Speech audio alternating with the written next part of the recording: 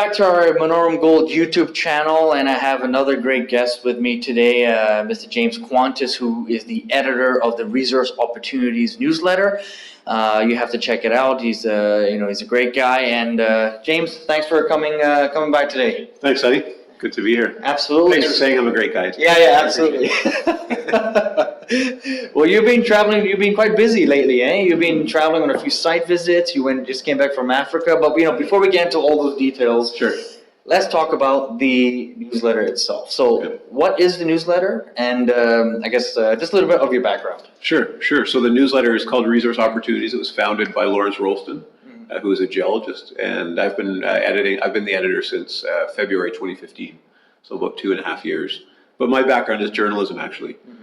So I've spent 20 years in journalism. I was at the Vancouver Sun for 10 years as an editor and writer, and so storytelling is kind of my background, finding good stories to tell.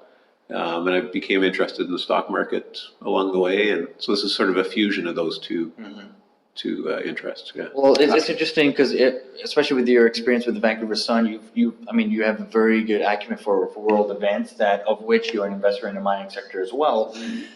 This kind of seems like a natural transition. So let's talk about now the investment philosophy that you kind of employ. Well, you talk about this investment litmus test. Can you talk about that and how you go about picking your companies? Sure. First, I focus on management. Management teams so important. I think in junior mining, I think the single most important factor, because a good management team will pick quality projects, and a bad management team can screw up the best projects. So management, I look at their backgrounds. What have they done? Have they successfully sold companies to majors? M&A history, on the geological side, the engineering side. Do they have the right team members, the right sort of mix to carry something forward? Or is it all guys with capital markets sort of experience, So I look at things like that first, and then project, by country, geopolitical risk, look at things like that. And share structure is important to me as well. Who owns the stock? Is it a shareholder-friendly company? Right. Warrants and things like that can have a big impact on whether you're going to make money on stock in this sector. So those things are crucial as well. Okay, and what are your thoughts on the current market? Because we've seen a lot of action this year for M&A activity. You're seeing a lot of exploration dollars now being invested by the majors and mid-tiers into smaller companies, and generally in more safer jurisdictions. However, you're seeing a lot of capital being put into more riskier areas. So what is your observation of the current market and anything else you can add on that? Yeah, sure. Yeah. So for junior mining, TSX Venture, 2016 was a fairly good year. This year has been sort of up and down. So when I took over Resource Opportunities, I took it over in February 2015, and 2015 was a pretty bad year, sort of probably the last year of that bad 4-year bear market. So if you look at the chart from the TSX Venture, if you look at the chart from that point on, it's been not bad, right? It's been ups and downs in 2016, 2017, but pretty good years overall. Gold prices come up a bit. But if you go back and look at the 10-year chart of the TSX Venture, it was way up there in 2007, and 2010, 2011 it ran up. And so this little uptick that we've seen in the last year and a half, we're still way down, and I think we're still early in the cycle. I think there's still potential to make a lot of money in this sector in the coming years. Okay. I want to mention some of the wins that you've had in your newsletter of late. Can you just mention a couple of them? Yeah, sure. So probably the biggest win for the newsletter is uranium play up in the Athabasca Basin in Saskatchewan. Okay. The Resource Opportunities picked up at 30 cents, and it's trading at about $3 now. So it was sort of an exploration company that nobody covered back then, and the newsletter was the first one to cover it for a long time. And it's really played out nicely, high-grade uranium. More recent one, there's a gold developer or a gold exploration company. Their project is in Mongolia. And so I initiated coverage on that one in September, just this past September 2016, at 37.5 cents. And it's trading at about $1.20 now. They've got 2 gold projects there. One of them's a very high grade gold project near surface. Okay. So that one's worked out. You know, in terms of the regional focus, it looks like you don't focus on specific regions. You're open to them as long as it fits that investment criteria they look at, and most importantly, being management. You just came back from Africa, which we were talking some interesting things about this diamond company that you went to visit. But can you mention a bit the site visit, and then talk about those other things you mentioned in terms of the diamonds and millennials, Sure. as well as how the diamond industry works? Yeah, okay, sure. So diamonds, I can't really explain why I got interested in diamonds, but I think part of it is diamonds is kind of an illiquid. Like a lot of investors, it's kind of complicated. Diamonds is kind of complicated, Yeah, right? because everybody's looking at gold, silver, copper. Yeah, gold is kind of straightforward. There's Like not many diamond if there's players. gold, there's gold, and you sell it. But Right. diamonds, there's like cut, there's clarity, there's color, there's all these sort of factors, and it's this secretive kind of centuries-old business with. Absolutely. Yeah.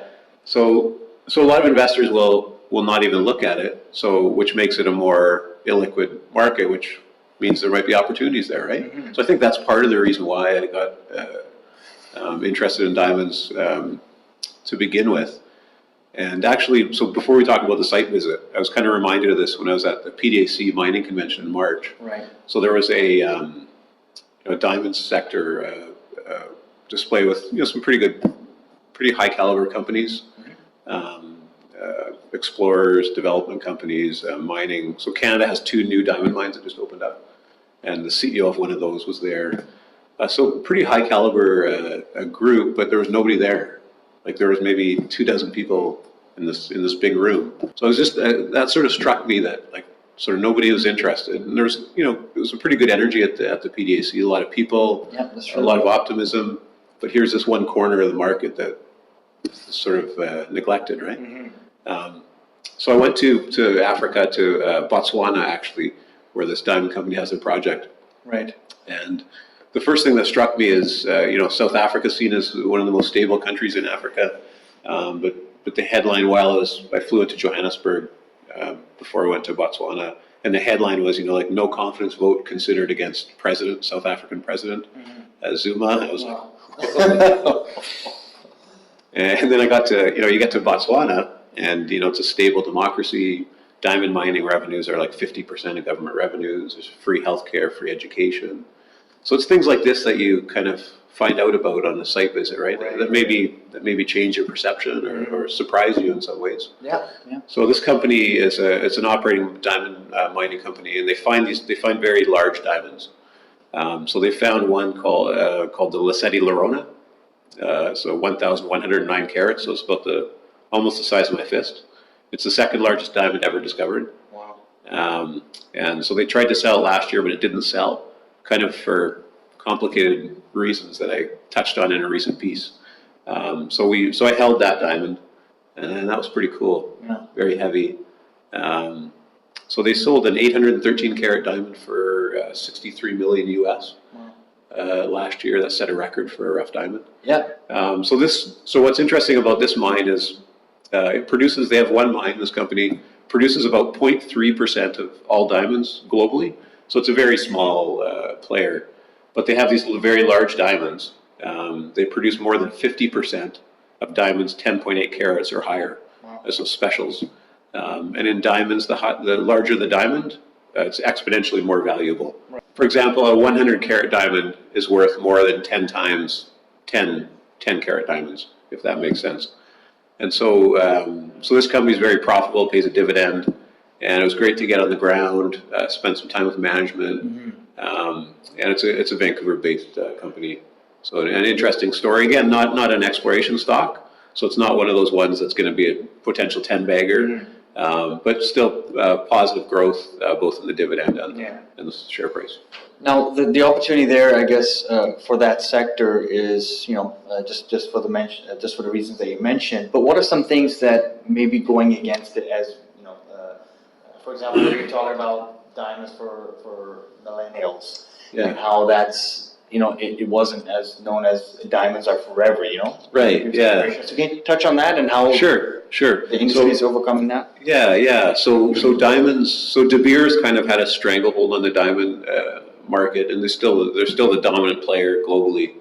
But it's actually Canadian companies that sort of, in some part, broke that cartel, and Canada's become sort of a major diamond producer.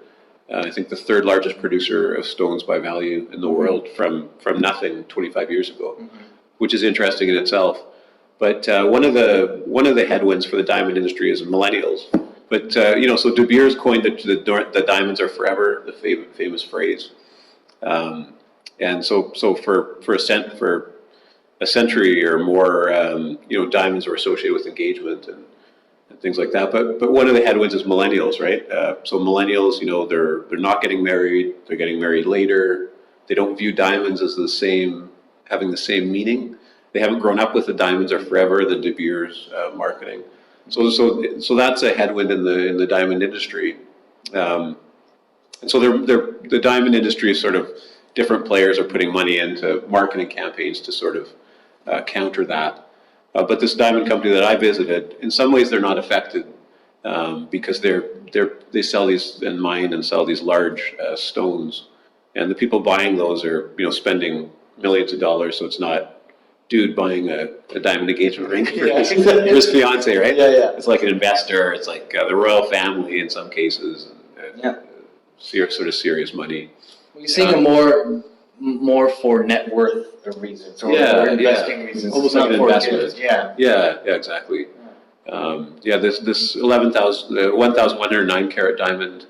The company was kind of hoping that somebody would buy it and just preserve it as a rough diamond, as almost like a museum piece. But the other one is synthetics, right? So there's synthetic diamond plays. You can make diamonds now in a lab, and it's seen as more green, and although less natural, but more green. But it actually requires an enormous amount of heat and electricity to create these diamonds. But that's in part risen because of the blood diamond legacy. Diamond mining in Africa, funding civil wars and child soldiers and things like that. But one of the interesting things about Botswana, again, is it's sort of like this country that's it's a young country. It's only 50 years old, but it's really established itself as a leader in Africa, like GDP-wise, standard of living, low corruption, in large part because of the diamond industry there. Yeah. Interesting. Okay. Well, what are some last thoughts that you have for our viewers going forward? I guess how can they get in touch with you? You're attending some events in the next few months, from what I understand. Yeah. So I sort of go where value takes me. So where there's undervalued opportunities. But I do have a few geographic focuses. One is the Yukon. Okay. So the Yukon is a major focus. I've been up there the last 2 summers. I'm going up again in July for some site visits. And it's an area that's geologically it's been well known for a while. But so the Yukon also had a change of government. It hasn't. I don't think it's affected the industry up there. In BC, you hear a lot about how anti-mining the last NDP government was, how mining unfriendly, and definitely the Liberal government is very mining friendly and pro-business. But personally, I don't see it as a huge headwind.